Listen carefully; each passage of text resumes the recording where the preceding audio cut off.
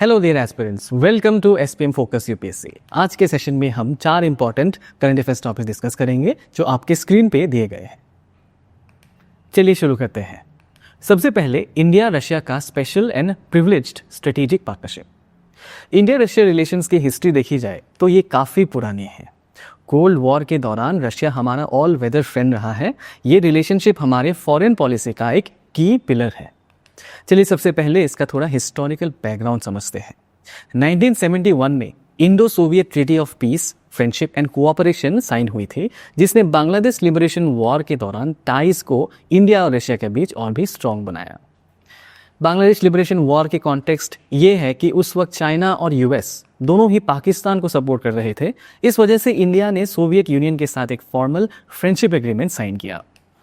Cold war के बाद 1991 में बायलैटरल टाइज में कुछ छोटे सेटबैक्स ज़रूर आए, क्योंकि इंडिया अपनी पोजीशन रशिया और यूएस लेड वेस्ट के बीच बैलेंस करने की कोशिश कर रहा था।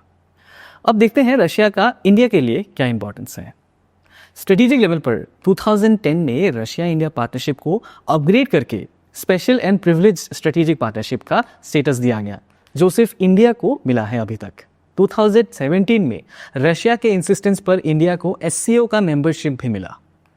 न्यूक्लियर एनर्जी सेक्टर में देखें तो Kudankulam nuclear power plant Russia के कोऑपरेशन से ही बन रहा है। दूसरी तरफ स्पेस कोऑपरेशन में अगर जाएं तो रशिया ने गगनयान मिशन के लिए 4 इंडियन एस्ट्रोनॉट्स को ट्रेन किया है, और इंडिया का पहला सैटेलाइट आर्यभट्टा भी यूएसएसआर के सोयूज लॉन्च व्हीकल से ही स्पेस में गया था।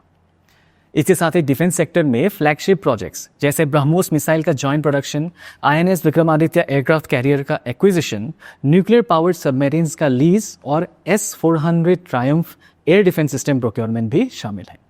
रशिया अब भी इंडिया का लार्जेस्ट डिफेंस इक्विपमेंट सप्लायर है। वही कनेक्टिविटी में international north south transport corridor, जो रशिया, इंडिया और ईरान का इनिशिएटिव है, एक मल्टी मोडल ट्रांसपोर्ट रूट है जो इंडियन ओशन और पर्शियन गल्फ को कैस्पियन सी के थ्रू नॉर्दर्न यूरोप से कनेक्ट करता है। ट्रेड और एनर्जी सिक्योरिटी में यूक्रेन वॉर के बाद से इंडिया ने डिस्काउंटेड रशियन ऑयल इंपोर्ट किया है। रशिया अब इंडिया का लार्जेस्ट क्रूड ऑयल सप्लायर बन चुका है। दोनों कंट्रीज ने $30 बिलियन बायलैटरल ट्रेड का टारगेट 2025 के लिए सेट किया है। लेकिन इस पार्टनरशिप में चैलेंजेस भी हैं। पहला, रशिया चाइना पाकिस्तान एक्सेस, जो यूक्रेन वॉर के बाद से और भी स्ट्रांग हो चुका है। दूसरा है India US strategic convergence, quad और I2U2 जैसे प्लेटफॉर्म्स, जिसे रशिया कॉशियसली देखती है। तीसरा है वेस्टर्न सैंक्शंस की वजह से पेमेंट और logistical issues between India and Russia. और चौथा पॉइंट है डिफेंस और हाइड्रोकार्बन्स के बियॉन्ड ट्रेड कोऑपरेशन लैक होना between India and Russia. Finally, Russia Ukraine war की वजह से इंडिया को मॉरल और डिप्लोमेटिक डिलेमा भी हुआ है। इस डिप्लोमेटिक डिलेमा के एक एग्जाम्पल है 2022 में external affairs minister S Jaishankar ने Russian crude oil imports justify करते हुए कहा कि उनका मॉरल ड्यूटी बनता है इंडियंस के लिए बेस्ट डील लेना, क्योंकि इंडिया में ज़्यादातर लोग हाई एनर्जी प्राइसेस अफोर्ड नहीं कर सकते। अब बात करते हैं करंट न्यूज़ की। करंट न्यूज़ ये है कि प्राइम मिनिस्टर नरेंद्र मोदी ने रशियन प्रेसिडेंट व्लादिमीर पुतिन से फ़ोन पर बात किया, और दोनों लीडर्स ने पार्टनरशिप को डीपेन करने की कमिटमेंट रीअफर्म की। इंडिया इस साल के एंड में 23rd India Russia annual summit host करेगा, और यूएस के 50% टैरिफ हाइक के बाद इस कन्वर्सेशन को एक काउंटर प्रेशर टैक्टिक के रूप में देखा जा रहा है। इसी टॉपिक के बेसिस पर एक प्रीलिम्स क्लैरिफिकेशन दिया गया है। इसका आंसर आप कमेंट सेक्शन में दे सकते हैं। अब आते हैं दूसरे टॉपिक पर, प्रधानमंत्री उज्ज्वला योजना का कंटिन्यूएशन। ये स्कीम 2016 में ministry of petroleum and natural gas ने लॉन्च की थी। इसमें एलिजिबिलिटी देखा जाए तो बेनिफिशियरी एक वुमेन होनी चाहिए जो below poverty line house hold से बिलोंग करते हैं। इनमें आइडेंटिफिकेशन SECC 2011 डेटा से होता है, और कुछ वेलफेयर स्कीम्स के बेनिफिशियरीज जैसे अंत्योदय अन्न योजना और प्रधानमंत्री आवास योजना ग्रामीण भी एलिजिबल है, और हर हाउस होल्ड को सिर्फ एक कनेक्शन ही मिलता है अंडर दिस स्कीम। स्कीम का ऑब्जेक्टिव है पुअर हाउस होल्ड्स को क्लीन कुकिंग फ्यूल यानी LPG देना, ताकि पोल्यूटिंग फ्यूल्स जैसे फायरवुड, कोल और कैरोसिन पर डिपेंडेंसी कम हो जाए। इससे वुमेन्स हेल्थ इंप्रूव होती है, उनके काम का बोझ कम होता है, और एनवायरनमेंट भी प्रोटेक्ट होता है। इस इनिशिएटिव के की प्रोविजंस हैं फ्री LPG कनेक्शन, जिसमें 14.2 किलोग्राम या 5 kg सिलेंडर का सिक्योरिटी डिपॉजिट होता है। प्रेशर रेगुलेटर और LPG होज का कॉस्ट गवर्नमेंट बेयर करती है। स्टोव और फर्स्ट रिविल के लिए 1600 रुपीज़ का सपोर्ट ऑयल मार्केटिंग कंपनीज को दिया जाता है। अगर सब्सिडी देखा जाए तो 300 रुपीज़ पर सिलेंडर सब्सिडी दी जाती है विद 12 रीफिल्स पर ईयर, जो डीबीटी के थ्रू बेनिफिशियरीज के बैंक अकाउंट में दी जाती है। करंट न्यूज़ ये है कि यूनियन कैबिनेट ने 30,000 करोड़ का कॉम्पेंसेशन अप्रूव किया है बीपीसीएल, एचपीसीएल और आईओसी को, ताकि डोमेस्टिक एलपीजी सेल्स पर दी जा रही सब्सिडी का पूरा खर्चा कवर हो पाए।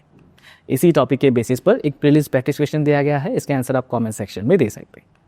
अब तीसरे टॉपिक पर चलते हैं, real estate regulation and development act 2016 यानी रेरा।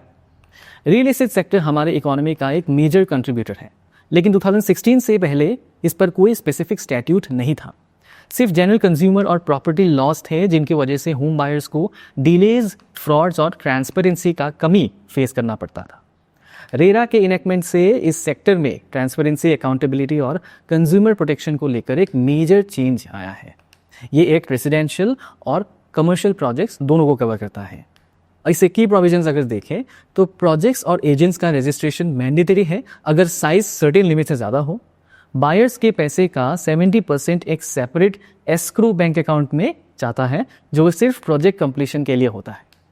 प्रोजेक्ट डिलेज होने पर बायर्स को टाइमली कॉम्पेंसेशन मिलता है। इसके साथ ही कारपेट एरिया का डेफिनेशन यहाँ पे क्लियरली लिखा गया है। ग्रीवेंस रिड्रेसल के लिए फास्ट ट्रैक रेरा या एपिलेट ट्रिब्यूनल के थ्रू किया जाता है और प्रोजेक्ट डिटेल्स, बिल्डर रिस्पॉन्सिबिलिटीज और फंड यूज में ट्रांसपेरेंसी इंश्योर की जाती है। इस एक्ट का इम्पैक्ट ये है कि बिल्डर्स और भी डिसिप्लिन हो गए, अकाउंटेबिलिटी बढ़ गई और बायर्स का ट्रस्ट भी वापस आ गया। और आज की आखिरी topic, hepatitis D can be cancerous. Hepatitis का मतलब है लिवर की इन्फ्लेमेशन। ये यूजुअली वायरसेस की वजह से होती है। ए, बी, सी, डी और ई टाइप्स होते हैं इसके। हर type acute liver infection cause कर सकता है।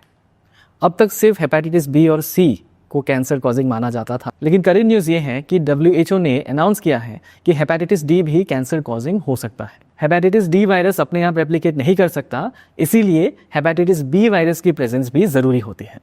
इसी टॉपिक के बेसिस पर एक प्रीलिम्स प्रैक्टिस क्वेश्चन दिया गया है, इसके आंसर आप कमेंट सेक्शन में दे सकते हैं। तो डियर एस्पिरेंट्स, ये थे आज के 4 टॉपिक्स। मिलते हैं अगले एपिसोड में। Till then, this is focus UPSC signing off. जय हिंद।